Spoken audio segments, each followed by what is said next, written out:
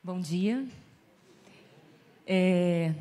Eu gostaria de honrar o Observatório Social do Brasil em seu nome, Rony, e do Ney.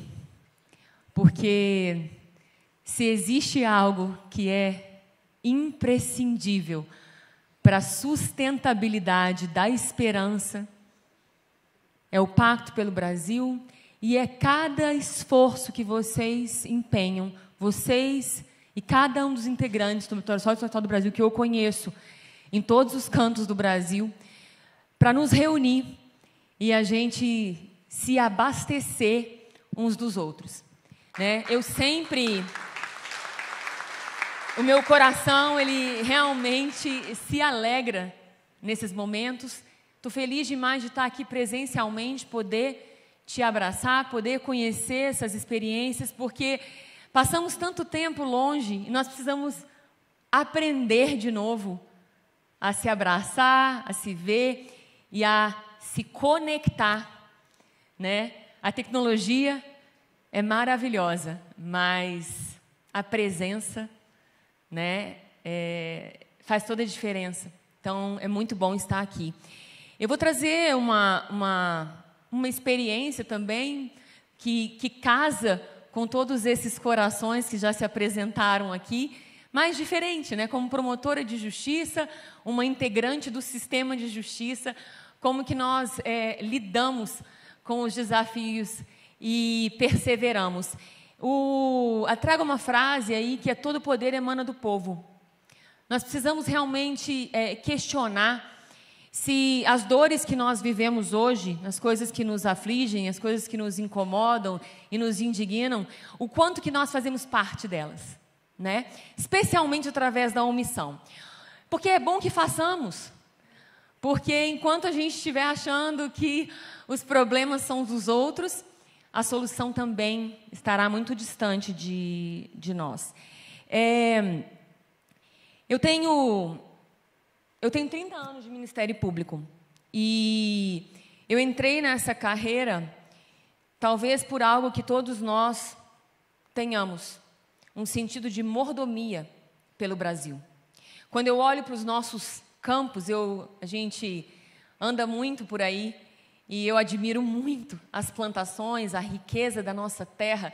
É algo que enche meu coração, a gente olhar para os nossos campos e saber que hoje, às vezes, a tecnologia vai poder nos livrar da dependência do petróleo, mas certamente não vai nos livrar da dependência do alimento e da terra fértil. É por isso que hoje no mundo tentam imitar a nossa terra em laboratório e tentam imitar o nosso clima em estufa, não é isso? Mas não, a gente recebeu tudo isso de nada.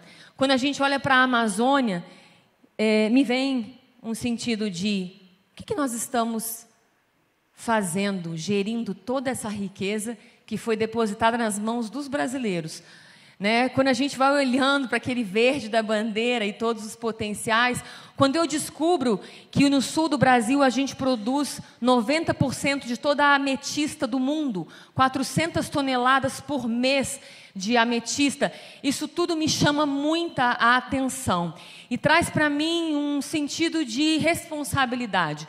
Quando olhamos para as nossas águas comparadas com qualquer outro país, né? Um Brasil ligado por rios, uma potência hidroviária, hidrelétrica, né? De tudo, em todos os cantos, também me gera uma convocação, me gera um sentido de urgência, quando eu olho para as praias, para os mares, para essa riqueza toda. E eu sempre me questiono, tudo isso para mim é só um prenúncio do que existe na obra-prima do Brasil, que é o brasileiro. É apenas um prenúncio. Acontece que, como cada um de nós se vê como mordomo dessas riquezas todas, para que, de fato, nós possamos atrair e manter no Brasil todas essas obras-primas? Encontrar os nossos campeões olímpicos, né, as nossas coras coralinas, os nossos Elon Musks. Será que nós estamos gerindo essa riqueza toda para conseguir desenvolver plenamente, através de oportunidades, a obra-prima? E dentro disso, nós sabemos os potenciais do Brasil. A gente tem aqui inúmeros cases de sucesso e nós conhecemos muitos cases de sucesso.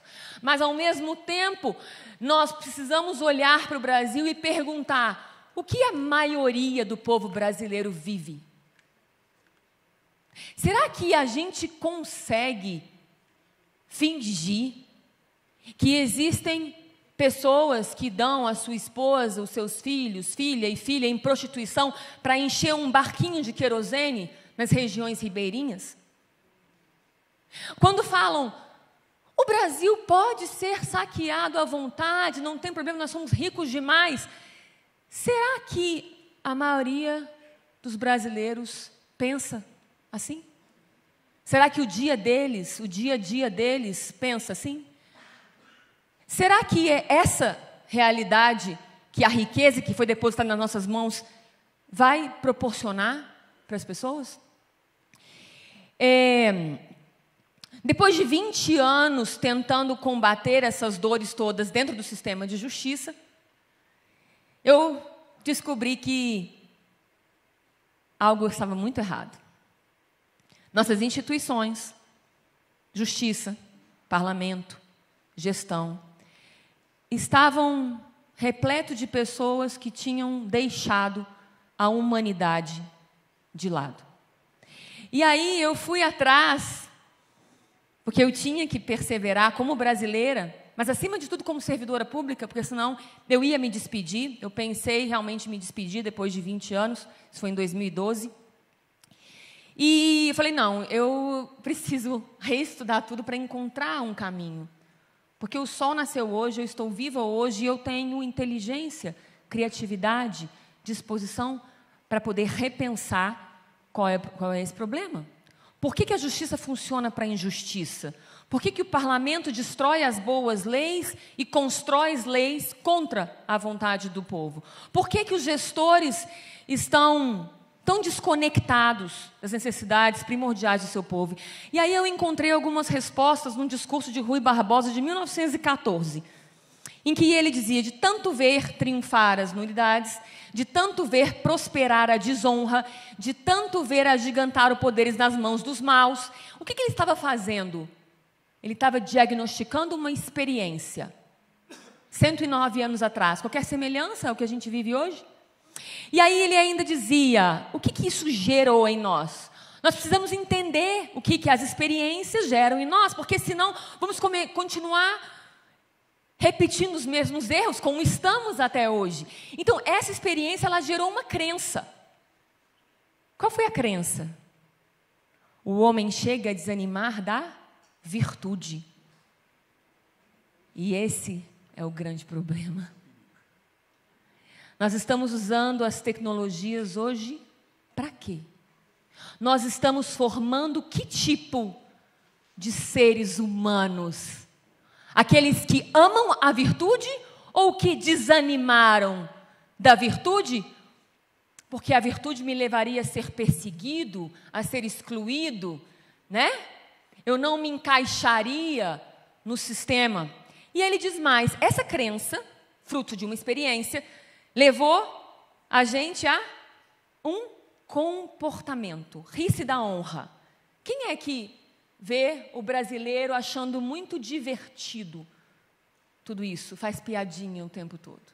Nós rirmos de termos abandonado as virtudes. Quando eu falo de virtude, quando ele fala de virtude, de honra ou de ser honesto, ele está falando de todas as virtudes. Isso levou a uma cultura que quer ter vergonha de ser honesto. Como que nós vivemos hoje? Com orgulho da honestidade? Existe na fundação do Congresso Nacional, por incrível que pareça, algo que os operários que fizeram aquela obra escreveram lá. Vários textos foram encontrados. O mesmo apelo de Rui Barbosa: se todos os brasileiros fossem dignos de honra e honestidade, teríamos um Brasil bem melhor. Depois, a novela Vale Tudo, ela também trouxe para nós esse alerta. Será que nós abandonamos as virtudes? E nós estamos achando isso muito natural? Será que nós imaginaríamos que abandonar a virtude ou viver pela virtude, se empenhar pela virtude, investir intencionalmente, estrategicamente na virtude, se nós tivéssemos feito isso há 30 anos atrás, será que estaríamos vivendo as dores que a gente vive hoje? E a pergunta que eu faço a cada um de nós é, cada um de vocês, cada um de nós, o que estaremos discutindo aqui em 2050? Porque a gente continua culpando os portugueses pela nossa corrupção, mas o que nós fizemos nos 500 anos foi o quê? E nos últimos 100? Tem algum corrupto aqui de 100 anos? Ou nós escolhemos ser essas pessoas todos os dias? E aí, dentro da minha vocação constitucional, que eu não quis abandonar, ali se fala que eu deveria buscar todas as medidas cabíveis. Ali estava a minha esperança. São todas as medidas cabíveis para garantir direitos fundamentais, através de serviços públicos essenciais. E eu fui buscar essas medidas cabíveis, porque dentro do sistema de justiça, que eu continuo, né, fazendo todas as minhas audiências, os meus 1000 processos, está tudo lá. Mas para eu ser servidora pública, e no meu caso, para eu me considerar uma brasileira digna de pisar e viver nessa terra, eu precisava encontrar uns caminhos. E aí eu voltei lá à Declaração Universal dos Direitos Humanos, porque ela mostra o caminho. É incrível como a gente lê isso, a gente não entende. Mas ela fala que todos nascemos livres e iguais em dignidade e direitos. Será? É isso que nós vivemos hoje em dia? Eu não sei vocês, mas assim, eu tenho uma experiência diária de ter o meu coração consternado, incomodado, de chorar mesmo no sinal pela manhã, quando o menino que deveria ter as mesmas oportunidades que eu está me vendendo um paninho, uma fruta, mas eu não quero ter um coração cauterizado.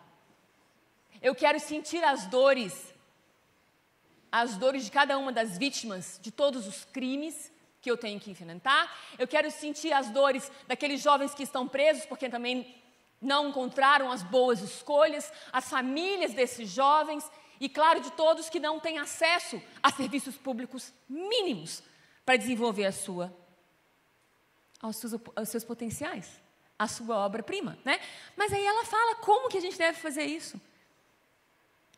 Sabe por quê que nós conseguimos alcançar esse objetivo? Porque nós somos seres dotados de razão e consciência. Será que a gente tem valorizado que nós somos seres dotados de razão e consciência? Que nós não somos aqueles que agem por impulso? Que nós não somos como bichos? A razão e a consciência pode levar o ser humano a se moldar, a viver uns com os outros em espírito de fraternidade. A fraternidade é a resposta em que nós encontramos todas as virtudes.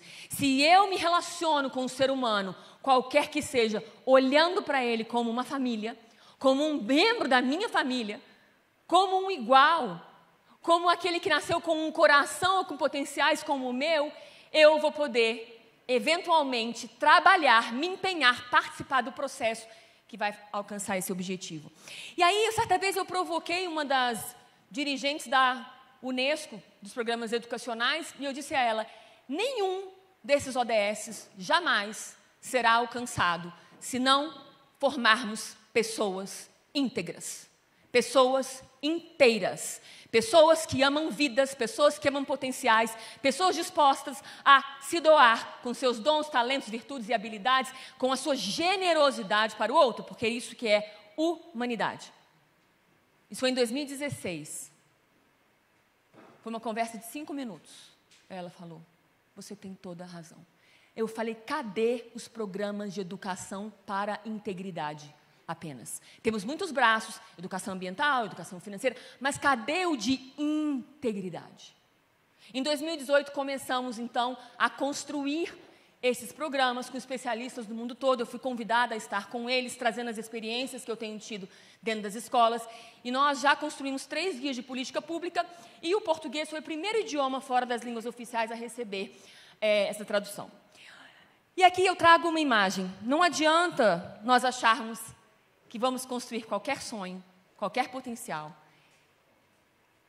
qualquer alvo, qualquer destino para o Brasil em cima de escombros da impunidade e da corrupção. isso não passa de uma ilusão. Tudo que estivermos insistindo na impunidade, na corrupção, vai ruir. Porque hoje existe um combate à corrupção internacional. Então, enquanto nós fingimos aqui e a gente avaliza todo tipo de corrupção e gera uma impunidade generalizada, over and over, né? São 30 anos assistindo isso, só na minha geração. Minha mãe também é procuradora da República e eu nasci acompanhando esses casos todos bem de pertinho. Não adianta, vai ruir. Porque nós somos hoje uma comunidade global. E a Convenção de Suborno da OCDE, ela não perdoa. As empresas que estiverem se relacionando aqui em situações de propina, favorecimento e tal, elas vão responder lá no exterior. E vamos sempre pagar essa conta infinitamente. Não tem como a gente achar que fechar os olhos para a corrupção e continuar abarcando ela com a impunidade vai nos livrar das consequências. Então, é melhor a gente começar a construir esse alicerce de integridade. E isso só é possível se nós conseguirmos formar um ser humano. Hoje, né, o Gustavo trouxe para a gente aqui, bem claramente, o que a tecnologia é capaz. E é o que eu tenho falado em todas as escolas e universidades que eu vou. A questão hoje não é o acesso à informação, o acesso ao conhecimento, à tecnologia. A questão hoje não são as respostas. A questão é que tipo de pessoas estão fazendo as perguntas para a tecnologia, não é? Então, nós queremos perguntar para a tecnologia, robô, você consegue salvar essa vida? Nós conseguimos perguntar para a tecnologia, Amazônia, na sua flora aqui, onde está a cura do câncer, da AIDS e de tantas outras doenças? Conseguimos perguntar isso para a tecnologia?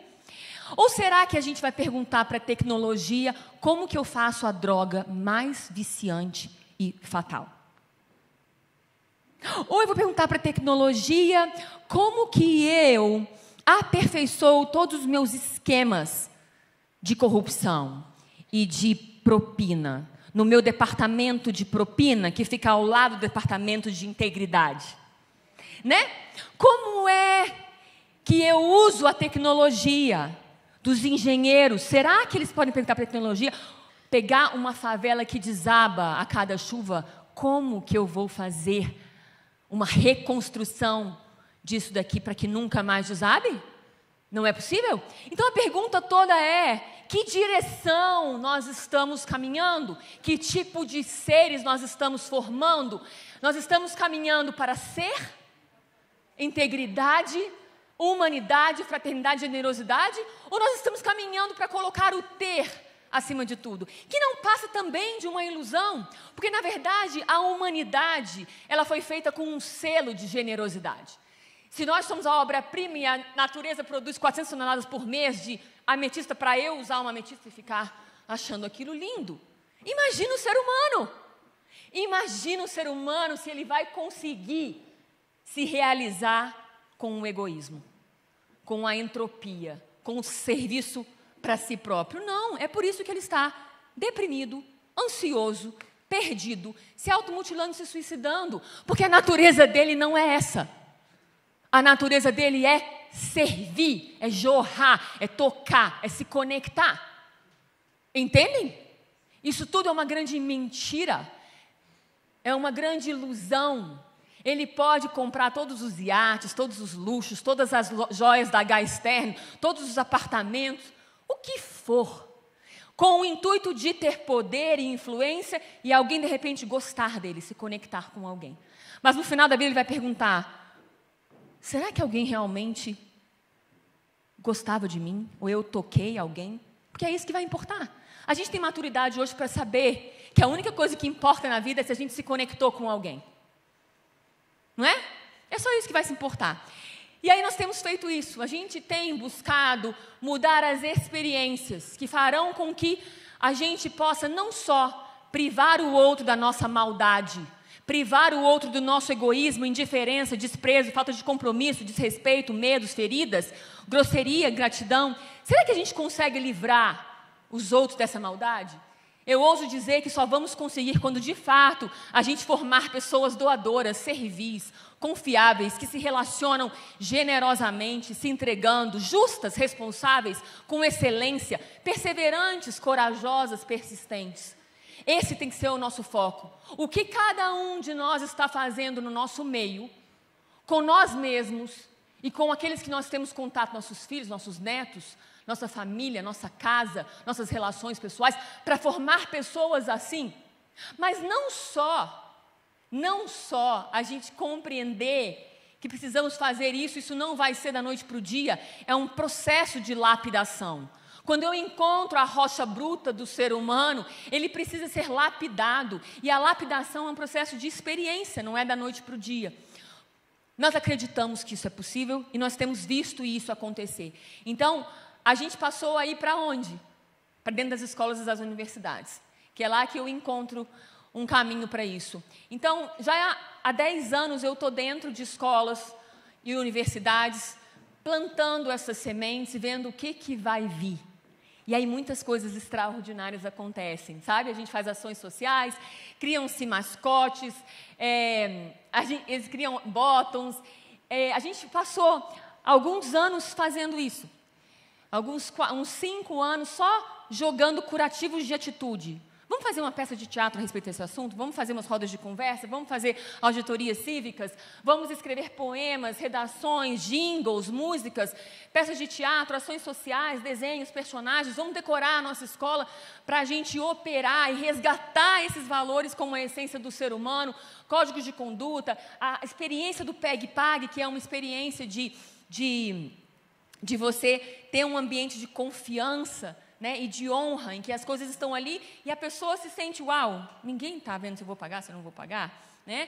Essas experiências do PEG-PAG, sempre o ato generoso de poder fazer ações sociais e servir as pessoas. Então, a culinária sustentável, a arte com valores, o artesanato trazendo valores. Fizemos uma competição entre universidades, que foi a Fest Rádio, para criar um slogan e um jingle. Depois a gente fez também curta-metragem a respeito desses temas. E nisso tudo, essa experiência nos levou a sistematizar as melhores práticas numa metodologia gamificada que se chama Na Moral. Eu trouxe aqui até alguns materiais e o tempo, né? Eu vou passar aqui rapidamente para vocês entenderem. Então, a gente tem uma série de etapas. Aqui é o vídeo, não vai dar para passar, mas a gente sustenta tudo com 3 pilares. Tá? São rodas de conversas e missões baseadas nesses 3 pilares. Quem é o embaixador da integridade? Né? Autoconhecimento. Você falou de autoconhecimento. A gente precisa se autoconhecer. Se a gente não sabe quais são as nossas virtudes, valores, princípios, forças de caráter, o que é importante para nós nos tornamos qualquer coisa que o ChatGPT, ou o Instagram, ou o TikTok diz. Então, precisamos resgatar em cada um de nós o que é importante para nós. E aí depois a gente trabalha a questão da liberdade, coerência, pensamento crítico. Como que eu guardo a minha integridade? Como que eu guardo essa identidade? Porque integridade é isso, é você guardar-se, ter uma vida coerente. Liberdade é isso. Não é fazer tudo o que eu quero, é fazer tudo aquilo que vai me levar a escrever a história que eu quero deixar, a deixar o legado que eu me comprometi, com o qual eu sonhei. Isso depende muito mais de renúncias do que de fazer o que eu quero. Né? Então, a gente fala muito de liberdade nesse sentido e a gente fala muito de criatividade. Vou voltar aqui só para a gente trazer esses 3 pilares e a gente já passa. Bom, a criatividade é imprescindível dentro de um ecossistema que não é convidativo a isso, e nos pressiona todos os dias a deixarmos a nossa integridade. Uma vez encontrando com esse embaixador, eu consigo começar a influenciar os outros. E aí você entra na integridade coletiva. No meu meio, na minha escola, na minha universidade, na minha comunidade. E depois eu passo para o 3º pilar no final do projeto, no final do ano, que ele é executado ao longo do ano todo, dentro das escolas. E aí eu estou fazendo algo para aquilo que eu não conheço, a integridade altruísta. Né? Isso, restaurando danos dos quais eu não participei. Então, rapidamente aqui, algumas imagens das rodas de conversa. Os alunos são protagonistas, imagens da construção do herói. eles constroem um herói como uma das missões para resgatar essa identidade. Por quê? Vai vir um herói de capa nos salvar? Eu não sei, eu acho que ele já veio quando ele fez o Brasil. E a gente precisa começar a achar esse herói dentro da gente, né? E aí a gente vai resgatando isso, e são coisas extraordinárias que a gente está vivendo com esses heróis, porque eles acabam honrando professores, honrando a cozinheira, honrando o porteiro, honrando os amigos. Então, coisas lindas, honrando os pais, tem vindo da criação desses heróis. Depois eles transformam a casa numa casa do herói, fazem um diagnóstico de percepção de integridade entre todos os outros colegas, tá? Então, aqui algumas imagens disso. Depois eles vão montar a sua embaixada da integridade. Se a gente não vê virtudes ou fala de virtudes, será que a gente vai tratar delas? Será que a gente passou tempo demais, segundo Rui Barbosa, né, ignorando as virtudes? Não precisa falar disso, os pais educam. Não. Pesquisas mostram que os pais não educam mais. Eles falam, vai sobreviver na selva, porque senão você vai se complicar. Se os pais não educam, porque tiveram muitas experiências ruins, quem é que vai fazer isso? Todos nós, onde nós pudermos. Todos nós somos educadores, né? Então, o convite é bem esse. Então, umas fotos da embaixada. Aqui eu vou passando as fotos, vocês entenderem que hoje a gente começou isso em 2019, depois da sistematização da experiência, como voluntários, mesmo servidores do Ministério Público, dentro das escolas. Hoje isso já está dentro da escola, como programa escolar, nos PPPs das escolas. Ele é uma disciplina dentro das escolas do Distrito Federal. E os professores estão sendo formados para dar essa matéria. Então, a gente tem professores líderes dentro da Secretaria de Educação que formam os outros professores. Aqui algumas imagens do PEG-PAG. Depois, eles restauram a escola. Eles fazem uma identificação dos piores problemas e eles restauram, solucionam esses problemas todos. Uma vez feito isso dentro da sua escola, aqui algumas imagens, eles passam a fazer isso na comunidade, com a participação da comunidade. Precisa convidar a comunidade para poder realizar esses feitos. Ali alguma imagem, as crianças são crianças extremamente vulneráveis, e elas queriam presentear um brinquedinho para cada criança de uma outra creche que elas adotaram. Elas conseguiram 5 presentes para a creche. E aí, teve de tudo, tá? Eles foram restaurar computadores, eles foram a asilos, cuidados dos idosos, ler histórias, eles fizeram marmitas para entregar na rua, arrecadaram cestas básicas, e aí, aqui, um pouquinho mais disso tudo. No final, tem uma Expo Integridade, que é convidar a comunidade local para conhecer essa experiência, tá? Isso já está sendo construído, mais de 400 horas de conteúdo agora para o novo ensino médio, para aprofundar todos esses temas. Nós já estamos também nas universidades, com programas de extensão. A formação hoje é feita de 3 formas, através da Escola Superior do Ministério Público da União para o Brasil.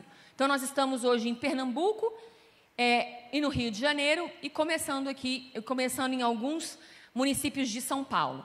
E a gente tem uma formação na Secretaria de Educação do DF, para formar os professores de lá, que a ideia é essa sempre multiplicar, né? Precisa ser universal e sustentável. Então, a gente vai multiplicando isso. E a Secretaria Corporativa do Ministério Público para formar colegas, servidores e sociedade em geral, através de um EAD. E aí a gente faz alguns cafés na moral, às sextas-feiras, para poder apoiar essas pessoas na aplicação. Então, aqui mais algumas imagens disso. O universitário, como eu até conversei com o Gustavo, para a gente levar para lá algumas experiências. Por exemplo, um curso de design gráfico está desenvolvendo jogos de tabuleiro e jogos virtuais para as experiências de integridade do Na Moral. E reflexões na moral, a gente tem workshops, oficinas, um Manatom. E os instrumentos, eu trouxe aqui alguns. Todos eles são disponibilizados através da formação, de forma digital.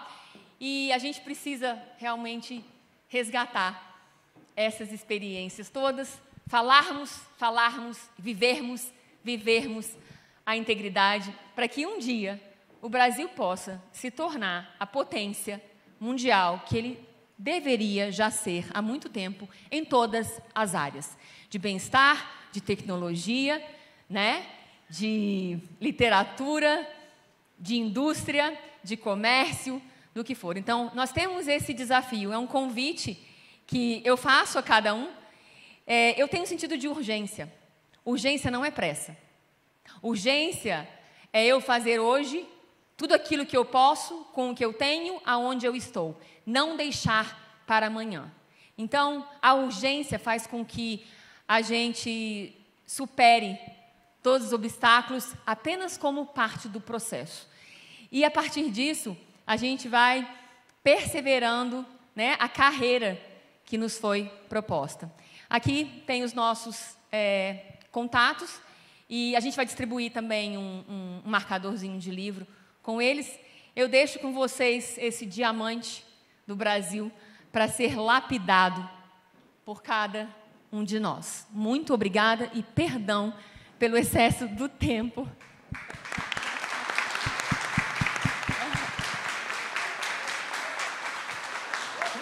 Muito bem, Luciane.